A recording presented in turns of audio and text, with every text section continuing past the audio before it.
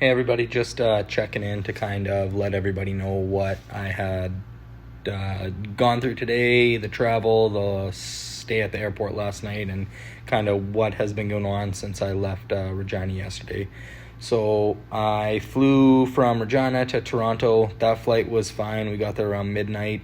I ended up staying in the airport overnight. I found a bench to lay on, got up to grab some food. That spot got stolen. Found another spot. It looked promising, but it was worse than the other one. I got zero sleep. It was so loud. The lights are just blinding. It's just not something I would suggest anyone to do. So I got no sleep at all throughout the night. I did take videos, which I'll post in like a long form video if anybody's actually interested in how the whole night went and kind of the whole travel from the flights to getting here. And then I will update as well as the days go on with surgery and post op and recovery. So today I woke up. I thought I was by the terminal that I needed to go to. It ended up being like 5 or 10 blocks away in the building, but it was such a far walk. I was so tired. The bones in my back were rubbing together so bad just from how uncomfortable and the position I was trying to like stay in and move around throughout the night. It didn't do me any favors.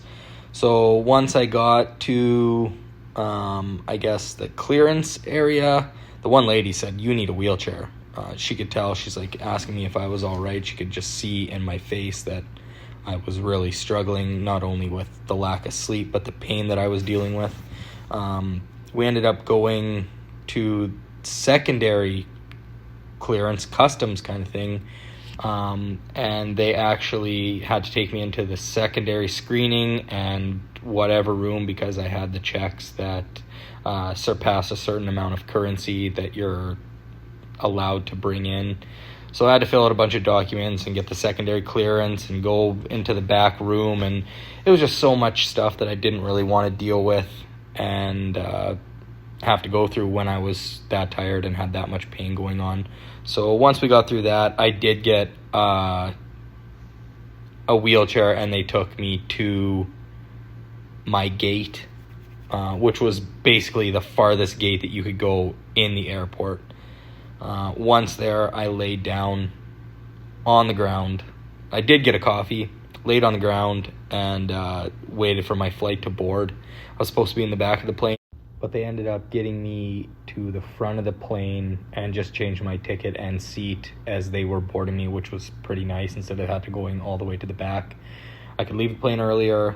Once I got on the plane, I tried to close my eyes. I went many hours with no rest. The flight itself seemed okay. It was only about an hour long, so that's about as much of eye shut that I got. Once we got here, I had to go and get the rental car, which was kind of I assumed it would be right there at the airport, but I had to hop on a shuttle, and the walk to get to the shuttle was way farther than I had expected again. I was just done with all of it.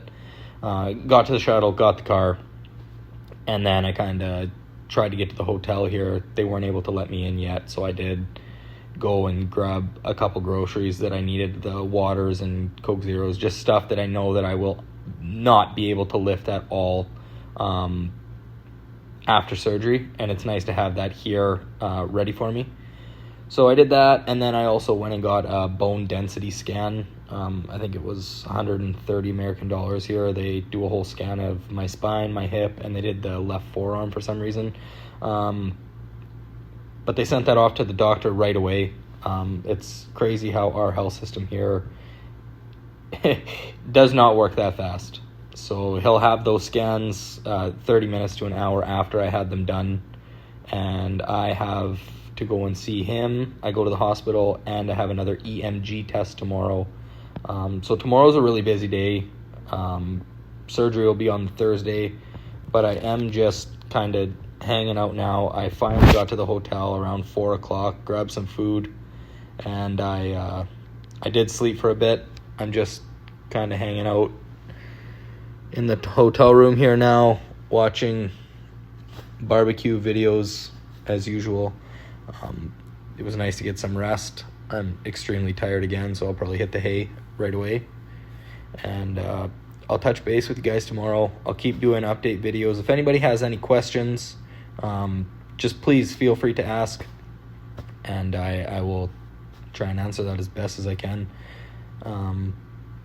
Yeah, please share this. So if you know anybody else suffering with this condition, this isn't just for me. Let's try and get anybody who needs help with something like this and spread the awareness on Bertolotti syndrome and get people dealing with this some access to treatment in Canada. Please share this to everybody, and I appreciate you guys for following along with this journey with me. Thank you. Bye.